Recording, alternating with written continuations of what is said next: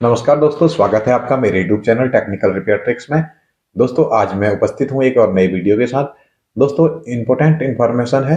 आज मैं आपको बताऊंगा इस ट्रांसफार्मर को हम कैसे ठीक करेंगे। ये तो आपने देखा ही होगा दोस्तों, अनेक उपकरण में ये लगा रहता है। आपके घर में होम थिएटर के अंदर भी ये लगा होगा, सेट टॉप बॉक्स के अंदर भी ये लगा होगा, और जितने भी हमारे रिसीवर हैं, डीटीएच है, हमारे घर के इंटरनेट राउटर के अंदर भी ये लगा रहता है। तो यहाँ पर ये ट्रांसफार्मर हमारे कई उपकरणों में लगा रहता है। दोस्तों ये खराब हो जाता है, हमारा उपकरण पूरी तरह बंद हो जाता है। उसको हम खोलते हैं, देखने के बाद हमें पता चलता है कि इसकी पावर सप्लाई खराब हो गई है। पावर सप्लाई दोस्तों दो तरह की आती है, एक तो ट्रांसफार्मर वाली आती है दोस्तों, इस टाइप के ट्रांसफार्मर होते हैं, वहां पर ये खराब हो जाते हैं, इन्हें रिप्लेस करना होता है। एक होता है दोस्तों सर्किट में लगा रहता है, सर्किट में एसएमपीएस के थ्रू उसमें कंपोनेंट लगे रहते हैं प्लेट में ही हमारे, वहीं पर पावर सप्लाई डाउन होके 12 वोल्ट या फिर जितने भी सर्किट को हमारे पावर सप्लाई चाहिए होती है उतनी पावर सप्लाई बनती है, वो होते हैं एसएमपीएस।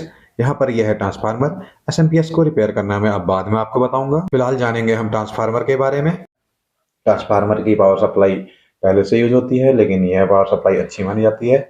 दोस्तों ये ट्रांसफार्मर खराब हो जाता है तो मार्केट से जब हम लेने जाते हैं तो 400-500 रुपए का रिप्लेस होता है। तो दोस्तों यहाँ पर आप मेरे वीडियो को देखकर इस ट्रांसफार्मर को ठीक करना मैं आपको बताऊंगा, और अपने खराब ट्रांसफार्मर को ठीक कर सकते हैं, वो भी बिल्कुल ईजी तरीके से।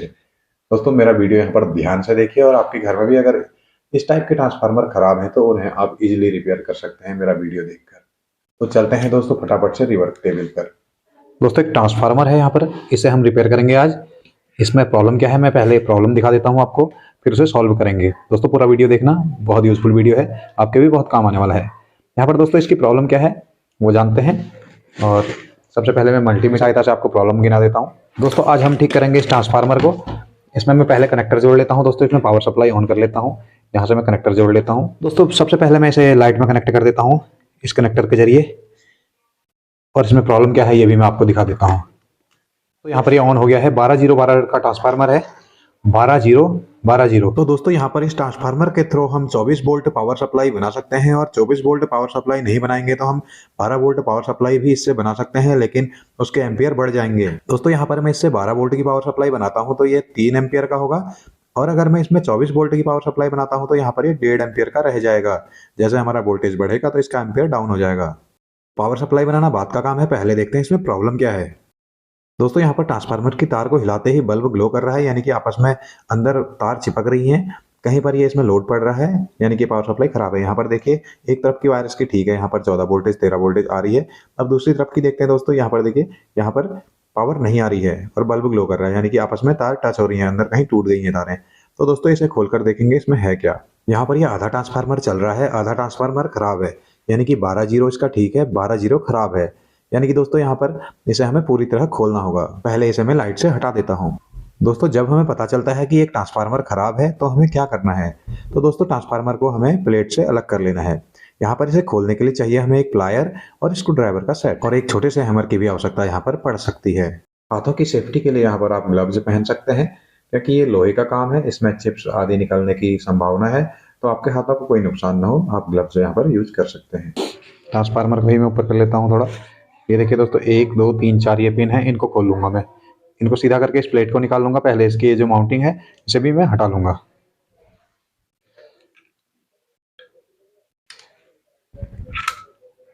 मैं कुछ इस तरीके से इसे सीधा कर लूंगा, इधर भी सीधा कर लूंगा, इधर इसे सीधा कर लूंगा। और देखिए किस तरीके से इसे खोलना है। यहाँ पर ये मैंने कैप उतार दिया, ये कैप है, और इसकी वायरों को हम अभी खींचेंगे नहीं, तोड़ेंगे नहीं। ये देखिए ये मैंने इसका आउटर यहाँ पे कवर है, माउंटिंग के लिए भी काम आता है। अभी हमारा पूरा ट्रांसफार्मर निकल गया है। दोस्तों अब इस ट्रांसफार्मर में बचती हैं एक कोर, हम इन कोरों को निकाल लेंगे, और इसके अंदर रहेगी कॉइल। कॉइल को अभी हम छेड़ेंगे नहीं, पहले हम सेपरेट इन कोर को निकालेंगे। आई और ई टाइप की कोर रहती हैं, इन कोर को निकालना बहुत आसान है। किस तरीके से निकालेंगे ये जरूर देखना, आप इन्हें नहीं निकाल पाते होंगे, आपके साथ ये प्रॉब्लम आती होगी। लेकिन दोस्तों यहाँ पर किस तरीके से निकालनी है पहले ये देख लीजिए। दोस्तों सबसे पहले हम ये आई कोर को निकालेंगे। आई कोर को निकालने के लिए माइनस के स्क्रू ड्राइवर को इसके सिरे पर रखें और वहां से थोड़ी फोर्स लगाएं या फिर थोड़ी सी हैमरिंग करें, ये आई कोर निकल कर बाहर आ जाएगी। और धीरे धीरे आई कोर दूसरी तरफ की भी निकालनी है। यहाँ पर हमें जो आई कोर दिख रही है इसके सिरे पर हमने माइनस के स्क्रू ड्राइवर को रखना है, डैमेज नहीं करनी है कोर को, और यहाँ पर फोर्स लगाकर इन्हें निकाल देना है। दोस्तों अगर कोर नहीं निकल पा रही है तो हम हैमर का भी यूज यहाँ पर कर सकते हैं। और दोस्तों इसी तर्ज में इसी तरीके से फिर हम इधर की आई कोर भी निकालेंगे।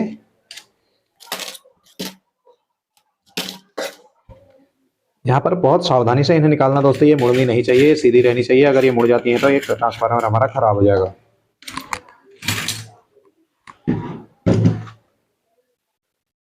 अब दोस्तों यहाँ पर ये ट्रांसफार्मर हमारा खुल चुका है। अभी दोस्तों इस तरीके से ढीला हो जाता है। अभी एक बार अगर खुल जाता है तो उसके बाद ये आसानी से पूरा ट्रांसफार्मर खुल जाता है। इसकी कोर को निकालना बहुत आसान हो जाता है दोस्तों। ये देख लीजिए, अब यहाँ पर ये बिल्कुल आसानी से खुल गया है। दोस्तों वीडियो बहुत यूजफुल है, ध्यान से देखना।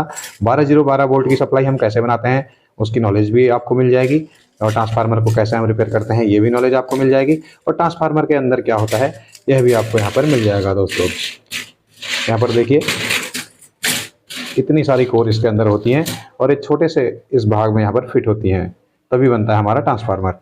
दोस्तों यहाँ पर ये मार्केट से अगर लेना चाहते हैं इसे आप, तो यहाँ पर 100 रुपये किलो 90 रुपये किलो के हिसाब से ये कोर मिलती है, क्योंकि लोहा होता है दोस्तों, लोहे की जो कीमत रहती है और थोड़ा डिजाइन का पैसा लिया जाता है, तो इसके हिसाब से कोर मिल जाती है। और साइज हमारा अलग अलग रहता है, सारे ट्रांसफार्मर का साइज अलग रहता है दोस्तों। यहाँ पर 12012 का अलग साइज रहता है, और 12012 में भी अलग अलग साइज के ट्रांसफार्मर यहाँ पर आते हैं। तो दोस्तों अब बारी है, प्रॉब्लम इसमें है दोस्तों, इस कॉइल में प्रॉब्लम है। हमारी जो सेकेंडरी कॉइल है यहाँ पर जो स्टेप डाउन कॉइल है उसमें प्रॉब्लम है, उसे हम देखेंगे। यहाँ पर हमारी एसी कॉइल यहाँ पर ठीक है, जिसमें हमारी 220 वोल्ट सप्लाई जाती है, वो यहाँ पर ठीक है।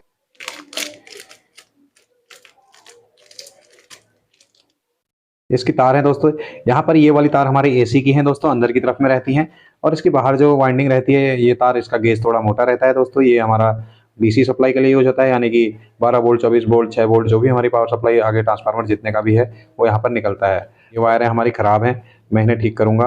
यहाँ पर मैंने इसे काट दिया है, और दोस्तों यहाँ पर ये ठीक है।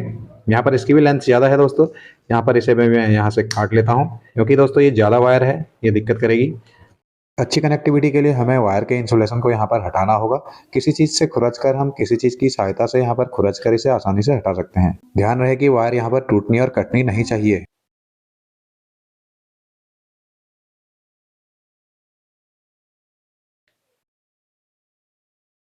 यहाँ पर मैंने इसे मिला दिया है, और दोस्तों बचती है हमारी ये वाली वायर। इस तरीके से मैं वायर को लगा लूँगा। ये भी मैंने छिल ली थी, अब मैं तीनों वायरों को छिलकर इसमें लगा लूँगा। दोस्तों यहाँ पर मैंने वायर को चेंज कर लिया है। यहाँ पर मैंने फ्लेक्सिबल वायर डाल दी है, ताकि ट्रांसफार्मर को इधर उधर मोड़ने में यहाँ पर ये वायरें टूटे नहीं और अंदर से तारें हिले नहीं। ट्रांसफार्मर के सेकेंडरी कॉइल में हम ज़्यादा हार्ड वायर का यूज़ नहीं करेंगे, वायर मूव करने में अंदर से टूट सकती है, इसलिए हम हल्की वायर का यूज़ करेंगे। यहाँ पर अगर हमारे एम्पियर इसमें ज़्यादा होते हैं तो हमें मोटा वायर यहाँ पर लगाना पड़ेगा। ट्रांसफार्मर यहाँ पर 3 एम्पियर के लोड के लिए बना हुआ है, यहाँ पर यह वायर इनफ है। वायर में आप यहाँ पर कलर कोड भी कर सकते हैं। यहाँ पर 12012 में आप 3 वायर लगती हैं, यहाँ पर 3 वायरों में आप कलर कोड भी कर सकते हैं। दोस्तों यहाँ पर हम सोल्डरिंग भी कर सकते हैं, और सोल्डरिंग नहीं करेंगे तो इसे प्रॉपर हम मोड़ कर यहाँ पर लगा देंगे, इसे दबा लेंगे ताकि कभी भी स्पार्क ना करे। दोस्तों ये हमारे वायरें तैयार हो चुकी हैं। अब क्या करना है दोस्तों, हमें ये बीच वाली वायर है इसे रखना है बीच में, और ये साइड वाली है इसे किनारे रखना है, और जो इधर की है इन सबसे किनारे इसे रखना है, और इनमें लगा देंगे हम दोस्तों टेप।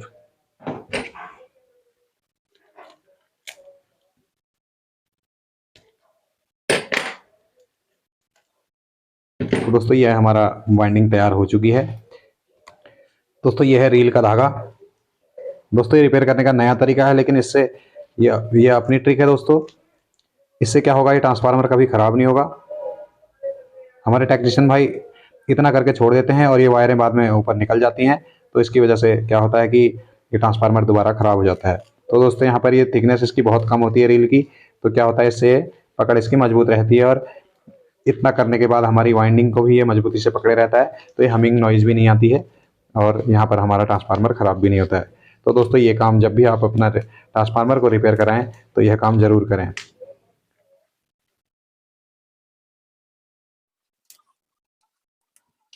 ये जो इसकी तारें हैं दोस्तों बाहर नहीं खींचेंगी, देखिए इतना जोर लगाने के बाद भी ये बाहर नहीं आएंगी, और ये भी यहाँ पर मजबूत हो चुकी हैं दोस्तों। तो यही इसका रीज़न था, यही इसका पर्पज़ था। तो दोस्तों अब हमारी वाइंडिंग हो गई है कंप्लीट। अब इसमें हम टेपिंग कर देते हैं दोस्तों।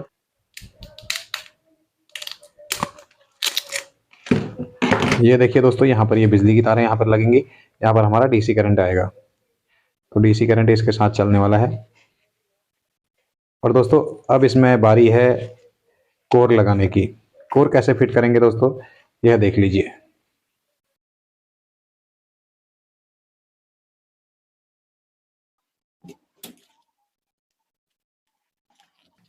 थोड़ा बहुत दोस्तों यहाँ पर इसे वाइंडिंग को सेट कर लें। तो दोस्तों यहाँ पर ई और आई कोर हैं, इनमें हम कैसे सेट करेंगे इन्हें हम साइड बना लेते हैं दोस्तों। सबसे पहले यहाँ पर हम ई कोर को फिट करेंगे, और खोलते टाइम दोस्तों हम आई कोर को निकालेंगे, लेकिन फिट करते टाइम हम ई कोर को फिट करेंगे। पहले कुछ कोर हम इधर की तरफ से डालेंगे और कुछ कोर हम दूसरी तरफ से डालेंगे। अगर ट्रांसफार्मर की वाइंडिंग थोड़ी बाहर आ रही है तो इसे साइड कर लें। कोर को फिट करते टाइम ध्यान दें कि कोर की वजह से वाइंडिंग कटे ना। कुछ कोर हमें एलएच की तरफ से फंसानी है, कुछ कोर हमें आरएच की तरफ से फंसानी है। तो दोस्तों बीच बीच में हमें आई कोर के लिए जगह छोड़नी है। बारी बारी से सभी ई कोर को यहाँ पर फिट कर लें। सभी ई कोर को फिट करने के बाद यहाँ पर हम आई कोर को फिट करेंगे।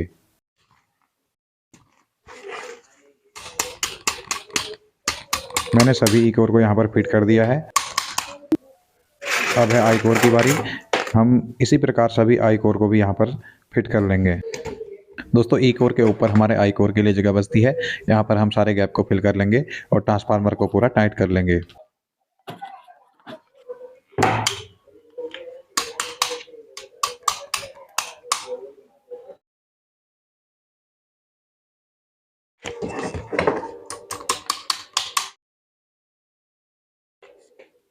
कुछ इस तरीके से मैं एक को साइड कर लेता हूँ दोस्तों। यहाँ पर कोई ज़्यादा ज़रूरी नहीं है, एक बचा हुआ है, एक आप भी हटा सकते हैं कभी भी, तो एक से ज़्यादा फर्क यहाँ पर पड़ने वाला है नहीं।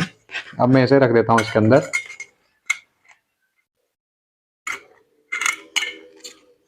ये ऊपर की तरफ रहने वाला है तो मैं इसे ऐसे करूँगा। इस खांचे में अच्छे तरीके से बिठा दें।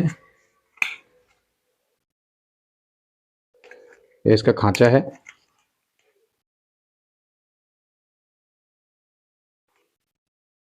ये देखिए दोस्तों, ये इसका नीचे का प्लेट है।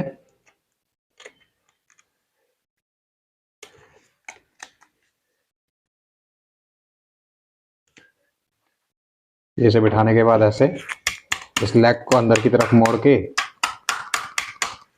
इस लेग को भी अंदर की तरफ मोड़ देंगे और इस लेग को भी हम अंदर की तरफ में मोड़ देंगे।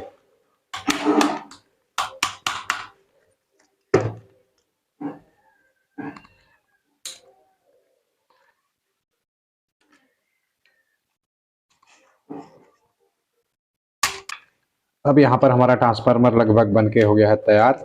अब इसकी टेस्टिंग है, देखते हैं दोस्तों कैसा ट्रांसफार्मर बना है ये। हम यहाँ पर अब इसकी वायरें मजबूत हो चुकी हैं अंदर से। यहाँ पर मैं इसे थोड़ा सा छिल लेता हूँ।